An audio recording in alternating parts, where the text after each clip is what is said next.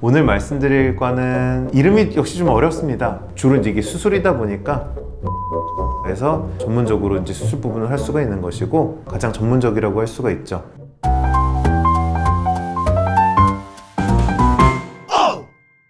안녕하세요. 정선비 정한울입니다. 오늘 이제 제가 말씀드리려는 내용은 전에도 말씀드렸던 구강암면외과와 밀접한 관련이 있는 과들. 사실 이제 여러 과들이 있는데요. 오늘 말씀드릴 과는 치과에서 치과 보철과. 이름이 역시 좀 어렵습니다. 구강암면외과만큼은 아닌데 보철물에 해당되는 것들을 다루는 총체적인 과를 치과 보철과라고 합니다. 이를 씌운다 그러잖아요. 그래서 씌우는 어떤 금리나 정확히 크라운이라고 불리는 이런 것들서부터 우리가 만드는 어떤 뭐 브릿지 같은 치료들, 어떤 틀니 같은 치료들, 나아가서는 어떤 임플란트에도 보철이라는 게 있고 이제 이런 이를 뭔가 만드는 가공하고 이런 총체적인 것들을 전반적으로 담당하는 과가 치과 보철과라고 합니다. 가장 관련이 큰 분야를 하나를 꼽으라면 역시 임플란트겠죠. 우리 임플란트라고 하는 것들이 결국은 큰 진료 과정이 임플란트 수술이라고 하는 과정이 있을 것이고 이 수술이 끝나게 되면 임플란트 2를 만드는 임플란트 보철이라는 과정이 있습니다. 임플란트 치료는 수술이라는 것을 통해서 우리 이가 이제 상실되어 있는 부분의 뼈에다가 치아의 뿌리에 해당되는 금속 나사 부분을 심어 놓는다는 표현을 보통 하죠. 식립을 한다고 하는데 이 금속 부분을 식립하는 수술이 필요하는데 주로 이제 이게 수술이다 보니까 저희 구강암면외과에서 전문적으로 이제 수술 부분을 할 수가 있는 것이고 뿌리 부분이 뼈에 충분히 굳게 되면은 그 이후에 임플란트 머리 부분을 이제 만들게 됩니다. 이 머리 부분을 만드는 것들은 보철 과정이기 때문에 이 치과 보철과라고 하는 전문 선생님들께서는 이 보철을 만드는 것들에 대해서 가장 전문적이라고 할 수가 있죠. 구독과 좋아요 부탁드립니다. 임플란트라고 하는 진료의 특성상 수술과 보철이라는 두 가지 파트가 있다 보니까 각자의 전문성을 살려서 협진을 한다면 가장 좋은 결과가 있지 않을까. 제가 이제 오늘 얘기 드리려고 하는 것들은 우리가 이제 계속 얘기해왔던 양악수술을 할 때 교정적인 접근으로 치아들의 어떤 변화들을 주고 뼈에 대한 변화들은 저희가 이제 수술적인 걸 통해서 변화를 주게 되는데 경우에 따라서는 교정적인 치료에다가 추가적으로 치과 보철과적인 어떤 진료가 필요한 경우들도 있고 교정이 아니라 수술과 보철과적인 진료만으로 진행되는 경우들도 있습니다. 어떤 환자분이 교정적인 치료가 아닌 양악수술이 필요한 상황인데 예를 들어서 이가 몇 개 없는 상황이다. 이거는 교정적으로 치아 문제를 해결하는 게 아니라 보철적으로 해결을 해야 되는 거거든요. 우리가 여전히 쓰고 있는 틀니 이런 것들을 통해서 이를 만들어낼 수도 있고 하는데 이런 양악수술에 있어서는 보철과의 어떤 협진이 굉장히 중요하다는 거죠.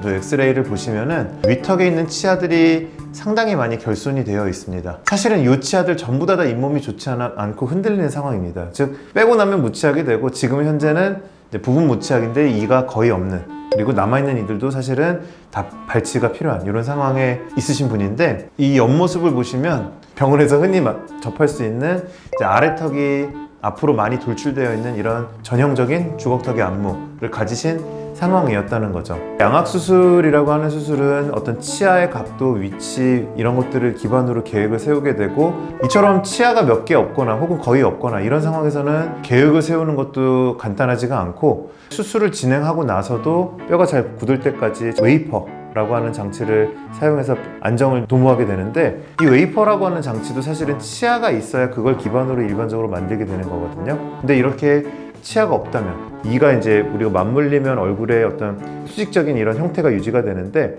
이가 다 없으신 그런 분들을 생각해보면 얼굴 길이가 다 무너져 있죠. 소위 말하면 치아가 없는 이런 양악수술이 필요한 상황들에 있어서 교합까지도 바뀌어야 되는 상황이라고 하면은 어느 뼈의 위치가 가장 좋을지 치아가 어떻게 배치가 될지 이제 이런 것들을 보철과랑 저 같은 구강암면외과가 협진을 한다면 가장 좋은 결과가 나올 수가 있습니다.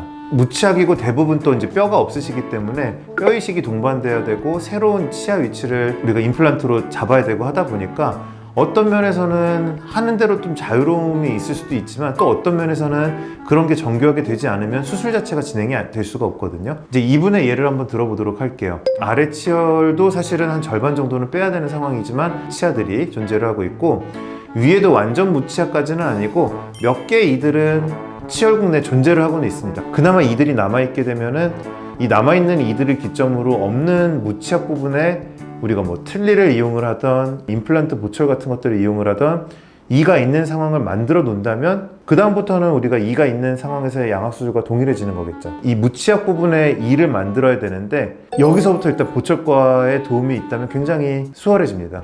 무치약인 환자의 양악수술의 첫 단계는 임시 보철을 만들어서 그것들을 바탕으로 분석을 하고 그것들을 바탕으로 수술을 하는 겁니다. 가장 이상적으로 만들수록 수술의 결과도 좋고 보철물이 마지막에 완성이 됐을 때도 예지력이 있고 좋게 되는 거죠. 이것도 임시 임플란트라고 하는 것들도 있어요. 임시로만 쓰고 어느 정도 우리 목적이 달성되고 기간이 지나면 빼버립니다. 이가 없고 잇몸이 없어서 얼굴이 무너져 있거나 하면은 어느 정도까지 돼야 예전의 상태를 유사하게 회복을 한다든지 아니면은 주걱턱인 경우에는 어느 정도가 돼야 우리가 척 위치 관계에 좋은 보철물이 나오는지를 알 수가 없기 때문에 없는 뼈에다가 수술하자마자 바로 이를 만들어 버릴 수가 있습니다. 그러면은 그것들을 토대로 우리가 가상의 이를 나중에 만들었을 때 요 임시 임플란트와 임시 임플란트 보철이 있으면은 최종적인 치아가 어디로 가면 될지도 예측을 해볼 수가 있고, 임시 임플란트가 뼈 안에 있기 때문에 실제로 뼈 이식의 위치나 치아의 위치, 배열, 높이 이런 것들에 대한 굉장한 정보들을 얻을 수가 있습니다.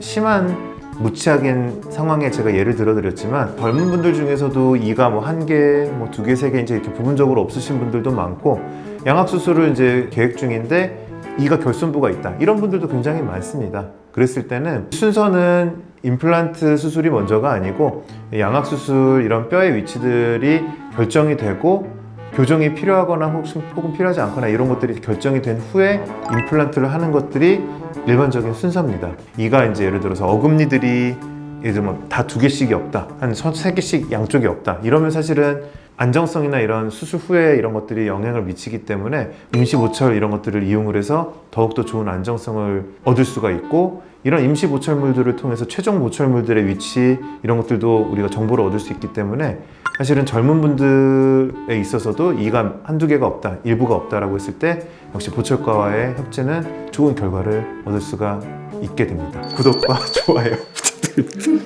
오늘은 이제 저희 구강아간면외과와 또 이제 양악수술을 진행하는 데 있어서 또 밀접하다고 볼 수 있는 과들 중에서 치과 보철과에 대해서 어떤 협진 진료들이 있는지 어떤 관계인 건지에 대해서 간단히 말씀을 드려봤습니다. 영상이 도움이 되셨다면 구독과 좋아요 부탁드릴게요. 감사합니다.